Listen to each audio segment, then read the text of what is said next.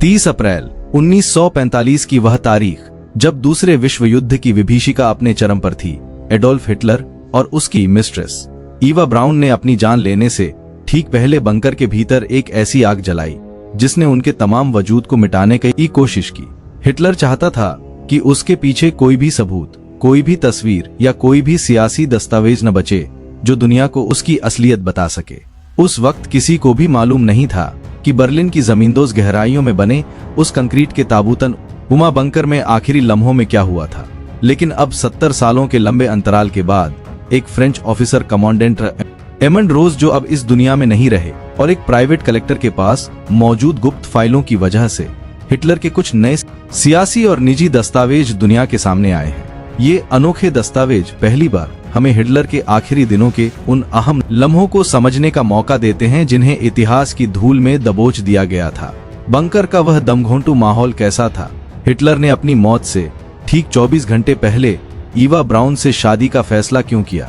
और वह कौन सा करीबी साथी था जिसने ऐन वक्त पर हिटलर की पीठ में छुरा घोंपा? अनदेखा सच की इस विशेष डॉक्यूमेंट्री में हम उन आखिरी घंटों की एक एक परत को खोलेंगे। हिटलर की मौत के बाद हर कोई उस रहस्यमयी बंकर को देखने और समझने की कोशिश कर रहा था जहां दुनिया का सबसे क्रूर तानाशाह छुपा हुआ था। 25 नवंबर 1945 को कमांडेंट रेमंड रोज, जो एक फ्रांसीसी सेना अधिकारी थे, पहली बार उस बंकर के भीतर दाखिल हुए। बंकर की गहराइयों में जाने के लिए 26 सीढ़ियां उतरनी पड़ती थीं, जो एक घने अंधेरे और बदबूदार कमरे की तरफ ले जाती थीं। वहां रोज ने जो देखा वह दिल दहला देने वाला था। एक बेहद गंदा और डरावना कमरा जहां हर तरफ फटे हुए कागजात, उल्टा पड़ा फर्नीचर और पिघली हुई मोमबत्तियों का अंबार लगा था। इसी मलबे के ढेर से रोज ने कुछ ऐसे ऐतिहासिक दस्तावेज बरामद किए जो हिटलर के आखिरी दिनों पर नई और सनसनीखेज रोशनी डालते हैं। ये कागज गवाही देते हैं कि हिटलर मरते दम तक अपने फैसलों पर अडिग था और वह अपनी हार में भी एक काल्पनिक जीत की तलाश कर रहा था। उसके भीतर का पागलपन और सत्ता का नशा आखिरी सांस तक कायम था। हिटलर की मौत से सिर्फ 10 दिन पहले नाजी जर्मनी का वह सपना जो कभी पूरी दुनिया पर हुकूमत करने के लिए देखा गया था, अब सिर्फ एक डरावने ख्वाब में तब्दील हो चुका था। हिटलर की वह एम्पायर जो कभी दुनिया की सबसे ताकतवर शक्तियों में शुमार थी और जिसने पश्चिमी ताकतों की रातों की नींद हराम कर दी थी, अब अपने आखिरी पल गिन रही थी। बर्लिन शहर, जिसे हिटलर अपनी ताकत का मरकज और भव्यता का प्रतीक मानता था, अब बमबारी की वजह से मलबे का ढेर बन चुका था। हर तरफ तबाही, डर और मौत का मंजर था। अलाइड फोर्सेस के बम हर तरफ आग बरसा रहे थे और सोवियत रेड आर्मी बर्लिन की दहलीज से सिर्फ 100 किलोमीटर दूर खड़ी थी। हिटलर, जो कभी शिकार करने के लिए मशहूर था, अब खुद एक शिकार की तरह जमीन के नीचे 7 मीटर गहरे अंधेरे बंकर में दुबक कर बैठा था। बर्लिन के ब्रैंडनबर्ग गेट के पास जमीन के नीचे बना यह बंकर कोई मामूली आश्रय नहीं था। इसे हिटलर के निजी वास्तुकार अल्बर्ट स्पीयर के डिजाइनों के अनुसार अत्यंत मजबूत और बमप्रूफ बनाया गया था। इसका निर्माण मूल रूप से 1936 में हुआ था, लेकिन जैसे जैसे अलाइड बमबारी तेज होती गई, 1943 और 44 में इसकी छतों को और भी ज्यादा मोटा और अभेद्य बनाया गया।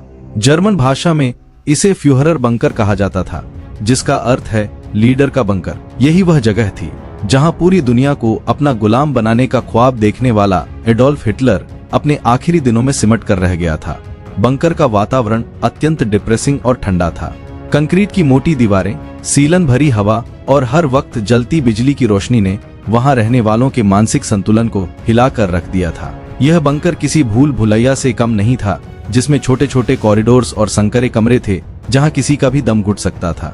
इस पूरे परिसर में हिटलर के लिए 3 कमरों की एक निजी जगह आरक्षित थी। इसमें एक छोटा सा मीटिंग रूम था जहां वह रोजाना 2 बार अपने बचे कुचे मिलिट्री जनरल्स के साथ मीटिंग करता था। इसके बगल में उसकी मिस्ट्रेस ईवा ब्राउन के लिए एक छोटा सा कमरा था और इन दोनों का एक साझा बाथरूम था। बंकर के भीतर का माहौल इतना भारी था कि वहां लगा मैकेनिकल वेंटिलेशन सिस्टम, जो हवा साफ करने के लिए हर वक्त शोर करता रहता था, वो भी वहां रहने वालों के लिए एक मेंटल टॉर्चर बन चुका था।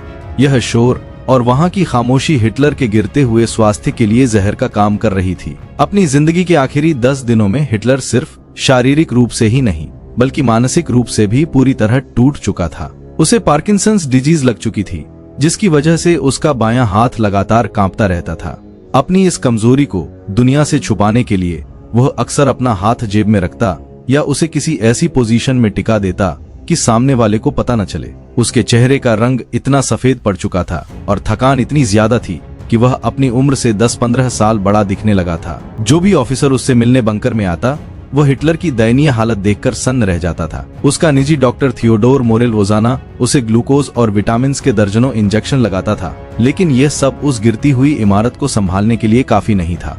हिटलर का अपने हाथ पर काबू खोना उसके गिरते हुए मोराल का सबसे बड़ा सबूत था। बंकर का रूटीन बेहद उबाऊ और तनावपूर्ण था। रोज सुबह एक मिलिट्री मीटिंग होती जिसमें जनरल उसे बताते कि बर्लिन पर से नाजी सेना का कंट्रोल धीरे धीरे खत्म हो रहा है। ये खबरें हिटलर को पागलपन की हद तक फ्रस्ट्रेट कर रही थीं। हिटलर की फितरत में ही शक और अविश्वास शामिल था।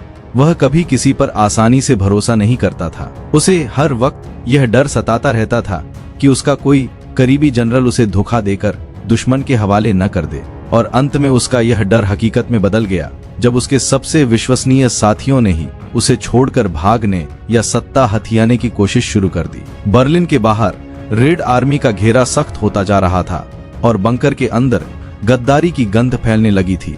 जब हिटलर के करीबी साथी बंकर छोड़कर भागने की फिराक में थे, तब 13 साल पुरानी मिस्ट्रेस ईवा ब्राउन ने उसका साथ निभाने का फैसला किया। ईवा और हिटलर की शादी नहीं हुई थी, लेकिन वह हिटलर की जिद और शायद उसकी सबसे बड़ी कमजोरी भी थी। ईवा एक जज्बाती और रोमांटिक लड़की थी जो हिटलर के साथ मरने के लिए भी तैयार थी। हाल ही में मिले ईवा के पत्रों से पता चलता है कि वह बंकर के माहौल से कितनी डरी हुई थी। उसने अपनी सहेलियों को लिखा था कि यह जगह बहुत खौफनाक है, लेकिन वो वहां सिर्फ इसलिए खुश है क्योंकि हिटलर उसके पास है। बंकर के भीतर वह अपना वक्त पुरानी तस्वीरों को सहेजने या हिटलर के साथ कॉफी पीने में बिताती थी, लेकिन उसके शब्दों में छिपा अकेलापन और मौत का डर साफ झलकता था। ईवा की जिंदगी का मकसद ही हिटलर के साथ रहना था, जो उसके खतों में साफ झलकता था। बंकर के बाहर बर्लिन शहर एक नरक में तब्दील हो चुका था। सोवियत रेड आर्मी बंकर से चंद किलोमीटर दूर थी और हिटलर की सेना के पास अब सिर्फ 900 टैंक्स और लगभग 5 लाख थके हुए सैनिक बचे थे। हिटलर का वह सपना जो 1000 साल तक हुकूमत करने का था, वह अब जमींदोज हो रहा था।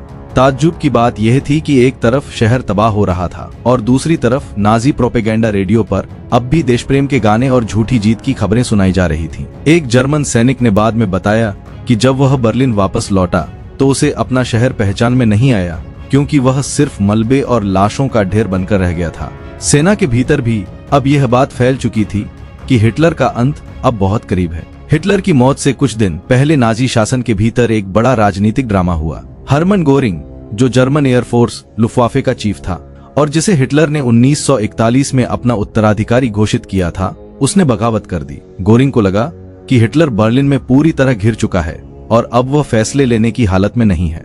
उसने हिटलर को एक टेलीग्राम भेजा जिसमें उसने सत्ता के हस्तांतरण की मांग की। यह टेलीग्राम देखकर हिटलर गुस्से से पागल हो गया। उसने गोरिंग को गद्दार घोषित कर दिया, उसे उसके तमाम पदों से हटा दिया और तुरंत गिरफ्तार करने के आदेश दिए। गोरिंग को मौत की सजा सुनाई गई, लेकिन उसने अपनी सजा से ठीक पहले जहर खाकर खुदकुशी कर ली। इस धोखे ने हिटलर को मानसिक रूप से पूरी तरह तोड़ दिया। 29 अप्रैल 1945 को हिटलर ने समझ लिया कि अब भागने का कोई रास्ता नहीं बचा है। रात के करीब 1 बजे बमों की गड़गड़ाहट के बीच हिटलर ने ईवा ब्राउन से आधिकारिक रूप से शादी कर ली। यह शादी बंकर के भीतर ही कुछ गवाहों की मौजूदगी में एक सादे समारोह में हुई। शादी के तुरंत बाद हिटलर ने अपनी सेक्रेटरी को बुलाया और अपनी अंतिम वसीयत लिखवाई। उसने लिखा कि वह और उसकी पत्नी ईवा समर्पण की जिल्लत झेलने के बजाय मौत को चुन रहे हैं। यह शादी इतिहास की सबसे छोटी शादियों में से एक थी, जो सिर्फ 24 घंटे तक टिकने वाली थी। हिटलर ने तय कर लिया था कि वह अपनी लाश को भी दुश्मनों के हाथ नहीं लगने देगा। 30 अप्रैल की दोपहर 3 बजे हिटलर ने अपने वफादार कुत्ते ब्लोंडी को जहर देकर मार दिया ताकि वह भी दुश्मनों के हाथ न आए। इसके बाद वह ईवा के साथ अपने निजी कमरे में चला गया।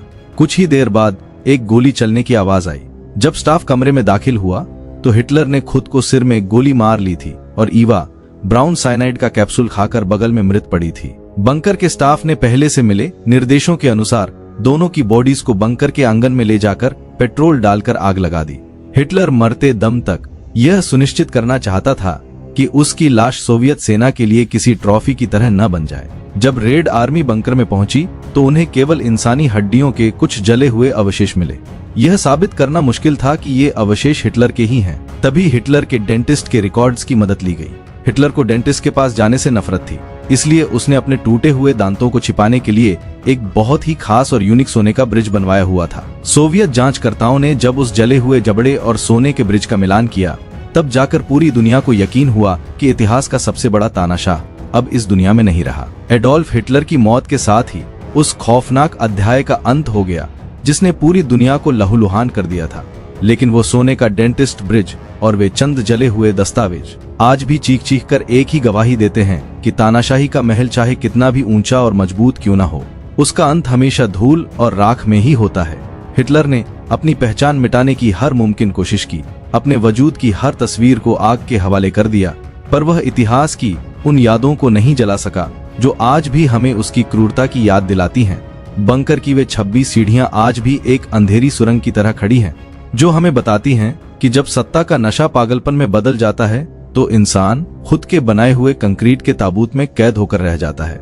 हिटलर मर गया, उसकी नाजी विचारधारा मलबे में तब्दील हो गई, लेकिन आज अनदेखा सच के इस मंच से हम यह सवाल छोड़ जाते हैं, क्या दुनिया ने उस बंकर की खामोशी से कोई सबक सीखा है, या इतिहास फिर से किसी नए तानाशाह के उदय का इंतजार कर रहा है? क्या आपको लगता है कि हिटलर की मौत के पीछे अभी भी कुछ रहस्य बाकी है? अपनी राय हमें कमेंट सेक्शन में जरूर बताएं। अगर आपको अनदेखा सच की यह विशेष ऐतिहासिक सीरीज पसंद आई है तो इसे लाइक करना न भूलें।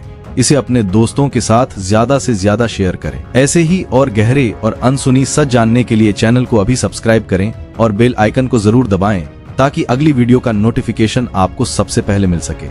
मिलते हैं अगले शानदार वीडियो में।